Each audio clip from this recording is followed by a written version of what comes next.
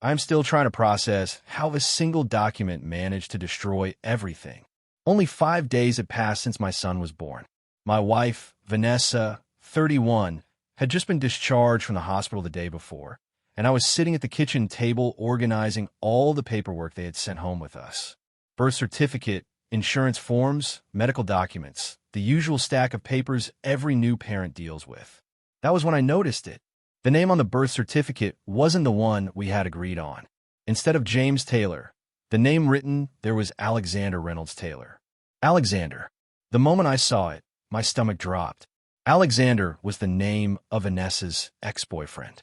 I walked into the bedroom where she was lying with the baby and held up the document. "Vanessa, what is this?" I asked carefully. "The birth certificate says Alexander, not James." She barely looked up from her phone. "Oh yeah," she replied casually. I changed my mind at the last second. Alexander sounds better. I stared at her in disbelief. "Alexander? Like your ex?" The expression on her face changed instantly. The tired, emotional look of a new mother disappeared, replaced by something cold and calculating. "Wow," she said with a small laugh. "I'm surprised you figured it out that fast." A heavy silence filled the room. "Why would you name our son after your ex?" I asked. She finally looked directly at me. "Because he isn't your son, Mark," she said flatly. "He's Alex's." For a moment, everything around me felt unreal. "What? You heard me," she replied without hesitation. "Alex and I have been seeing each other for about a year." My ears started ringing. Then she leaned back and laughed softly. "So what are you going to do? Divorce me?" she mocked. "This is a no-fault state. I'll still get half of everything. The house, your savings, probably child support too."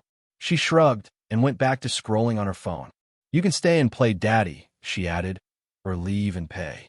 Either way, I win." I didn't yell. I didn't break anything. I didn't even argue. I simply turned around and walked out of the room.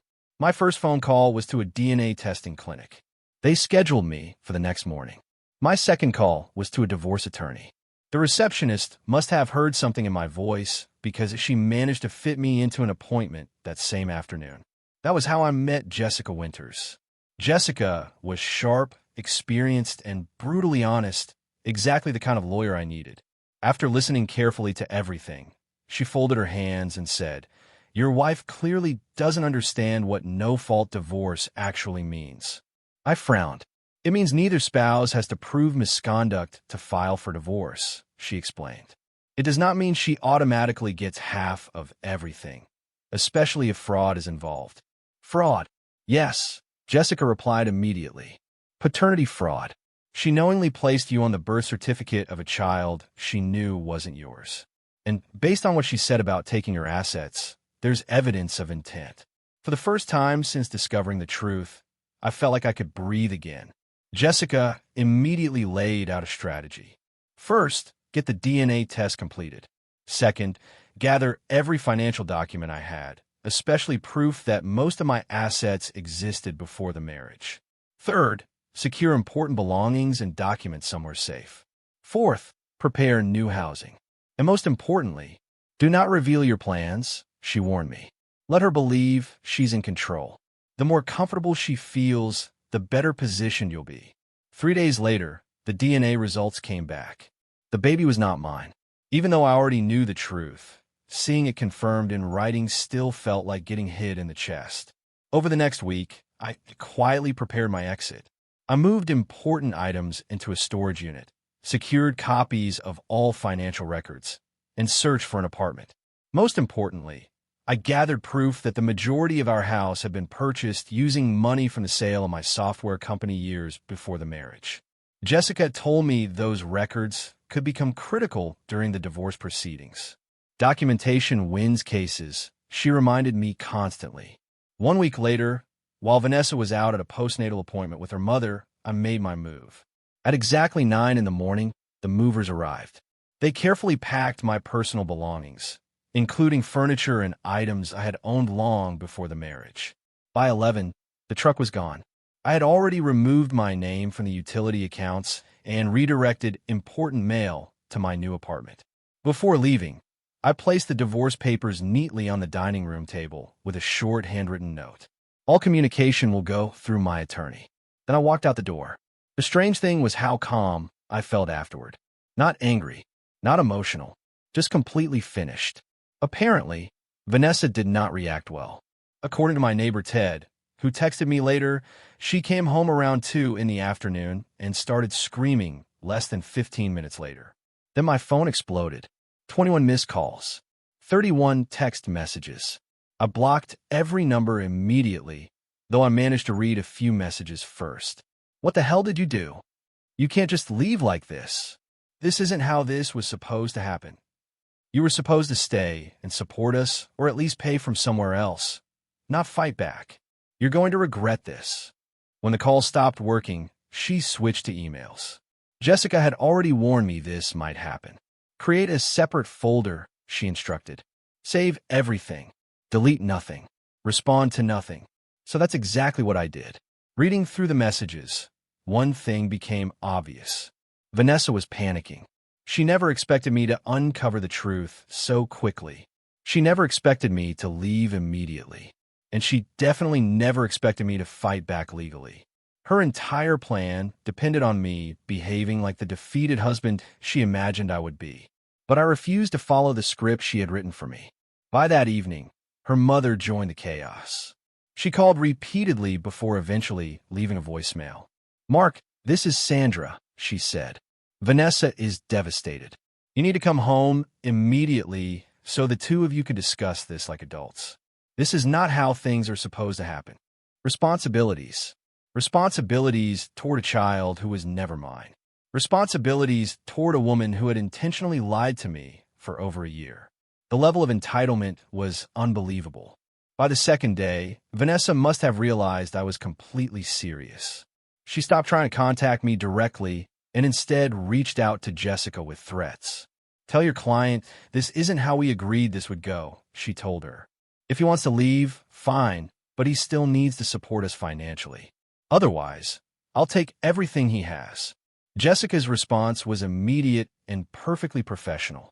"My client never agreed to support a child who is not biologically his," she replied. "We have DNA confirmation as well as documented evidence of your client admitting to paternity fraud. We'll address the matter at the preliminary hearing." That response changed Vanessa's attitude fast. By the following day, the threatening messages had turned into desperate attempts to locate me. She kept demanding to know where I was staying, insisting she just wanted to talk. When I ignored her again, she sent her sister Diane to confront me at work. Diane cornered me in the parking lot after I finished work that evening. "Mark, please," she said anxiously. "You need to go home. Vanessa made a terrible mistake. A horrible mistake. But this isn't how this was supposed to happen. You were supposed to leave peacefully and still support them, not drag her into court." I looked at her in disbelief. "Not my child, Diane," I said calmly. "Not my responsibility." Her expression hardened. "That doesn't matter," she snapped.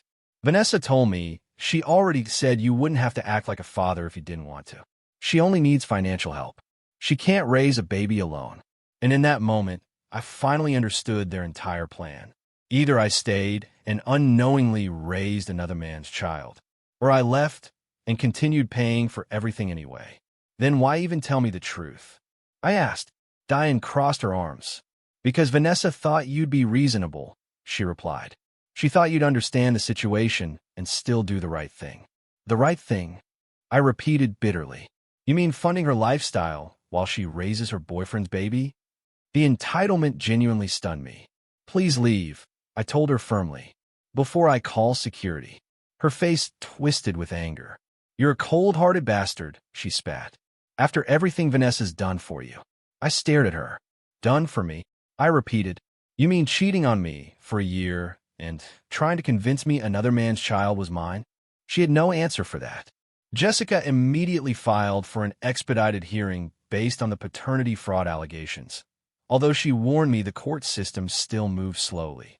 "Even expedited cases can take 6 to 8 weeks, she explained. "But we're pushing aggressively."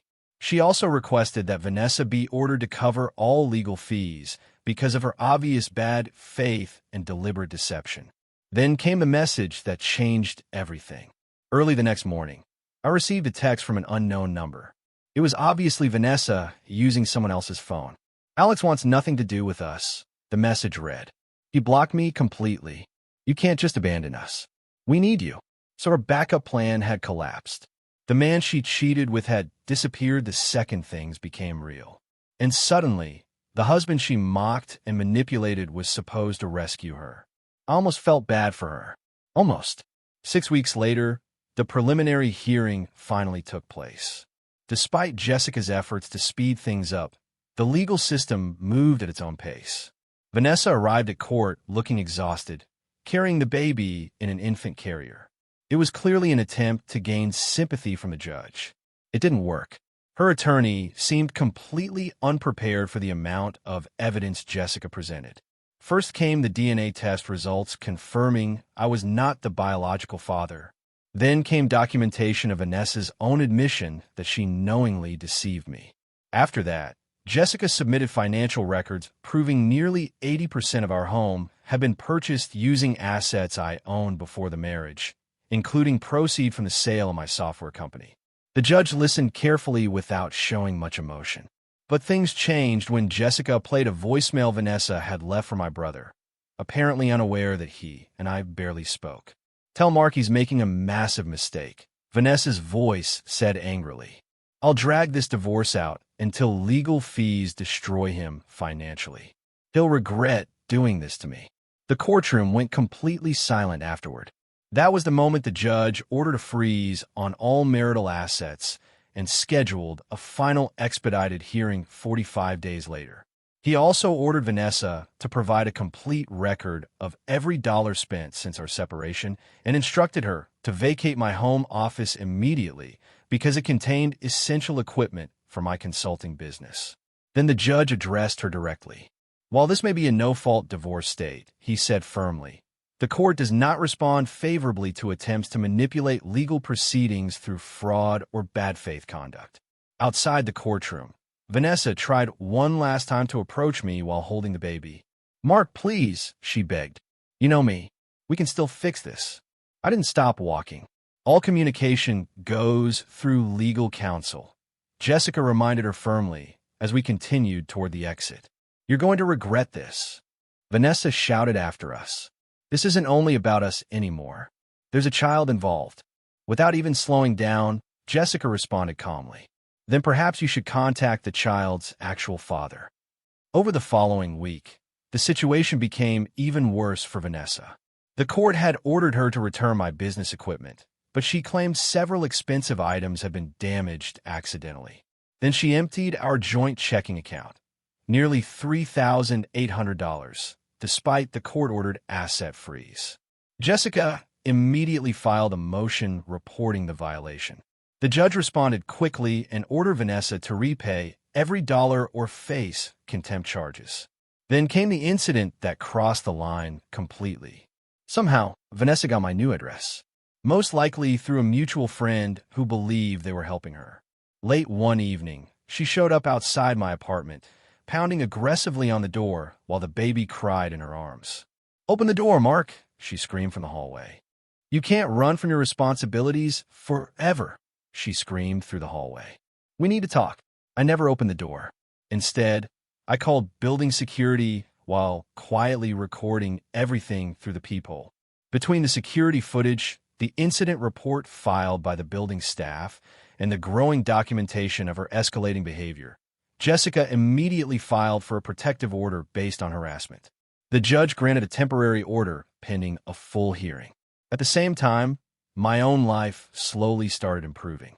I reconnected with friends Vanessa had gradually isolated me from during our marriage. I started sleeping better than I had in years. For the first time in a long time, I felt peaceful. There's something strangely freeing about finally seeing someone exactly as they are, without excuses or illusions clouding your judgment. Update 3 came about 4 months later. The divorce process dragged on much longer than I wanted, but eventually we finally stood before the court for the final hearing. By that point, the judge was visibly irritated with Vanessa. She had repeatedly missed deadlines for financial disclosures, claimed important documents were lost, and even attempted to contact me again despite the protective order still being active. The judge reviewed everything thoroughly. The hearing itself lasted less than 3 hours. The final ruling was decisive. The house would be sold, with 80% of the proceeds awarded to me due to my larger financial contribution and the documentation proving the down payment came from premarital assets. My retirement accounts remained completely mine. All property purchased before the marriage was returned to its original owner. Vanessa was also ordered to pay $8,000 toward my legal fees because of her repeated bad faith behavior throughout the proceedings, covering roughly half my expenses. Most importantly, the court legally confirmed that I was not the child's father and had absolutely no financial responsibility moving forward. The judge also ordered the birth certificate to be corrected. That was the moment Vanessa completely broke down emotionally. "But, Your Honor," she cried desperately, "he's the only father this child has. Alexander won't help us." The judge remained unmoved. He advised Vanessa to file a paternity action against Alexander through family court, explaining that the child had a legal right to support from his biological father regardless of his personal circumstances or marriage. "Your arrangement with Mr. Reynolds is irrelevant to this court," the judge told her firmly. "The child's rights exist independently from your relationship status." The house sold within 3 weeks, thanks to the strong housing market. I kept my job. I kept my savings. And somehow, I managed to hold on to most of my sanity through all of it. Through mutual friends, I later heard that Vanessa moved back in with her parents in a small town about 50 miles away. Because of the distance, she could no longer manage her previous sales territory and eventually had to accept a much lower-paying retail position closer to home. What shocked me most was that the entitlement never disappeared. Just last week, she emailed Jessica saying, "Mark got everything he wanted. The least he could do is help me with a down payment on a condo. After 4 years of marriage, I deserve something." Jessica's reply was short and direct. "The court has already issued its ruling. Please review the restraining order conditions before attempting additional contact." Final update. 6 months later, life found a strange way to bring everything full circle. Yesterday evening, I was leaving my apartment building to meet a friend for dinner when I noticed someone sitting across the street on a bench. It was Vanessa. The baby sat beside her in a stroller. The moment she saw me, she stood slowly and hesitated before walking over. She looked completely different from the woman I once knew. She was thinner. Her hair was tied back carelessly. Instead of expensive designer clothes, she wore plain jeans and a simple sweater. "Please," she said quietly after stopping in front of me. "Just give me 5 minutes." Against my better judgment, I agreed. "I lost my job last month," she admitted immediately. "My parents are selling their house and moving to Florida. I can't go with them. I don't have anywhere else to stay." I stayed silent and waited for her to continue.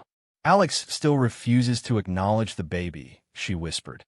"He won't even agree to a DNA test because he says his wife would leave him." Her voice cracked as she spoke. "I applied for emergency housing, but the waiting list is months long. Some nights I've been sleeping in my car." I looked at her for a long moment. "What exactly do you want from me, Vanessa?" Tears filled her eyes. "Help," she admitted softly. "I'm completely alone. Maybe you know someone hiring an assistant or someone renting a room. I'm not asking to come back. I know that's impossible." At that moment, the baby stirred in the stroller and began fussing softly. Without thinking, Vanessa gently rocked him back and forth until he calmed down. No rage, no heartbreak, just a strange sense of calm detachment. "Vanessa," I said quietly before turning away, "you created this." Then I walked off. And honestly, that was the real victory. Not the court rulings, not protecting my assets, not proving she lied. The real victory was standing face to face with the person who once believed she could manipulate and destroy me. The woman who laughed at the idea of me defending myself and realizing she no longer had any emotional power over me at all. She expected me to become her safety net. She believed I would either silently accept her betrayal or spend the rest of my life funding the consequences of her choices. Instead, I quietly dismantled everything she planned, piece by piece, step by step, and then I rebuilt my life entirely on my own terms. In the end, I proved the one thing she never believed about me. I knew my value, and I refused to let anyone use guilt, manipulation, or fear to take that away from me. That night, I slept more peacefully than I had in years. Sometimes revenge isn't loud. Sometimes it isn't dramatic at all. Sometimes the greatest revenge is simply refusing to stay broken while the consequences of someone else's actions catch up to them naturally. The life Vanessa tried to take from me no longer exists, and the life I built afterward finally belongs completely to me.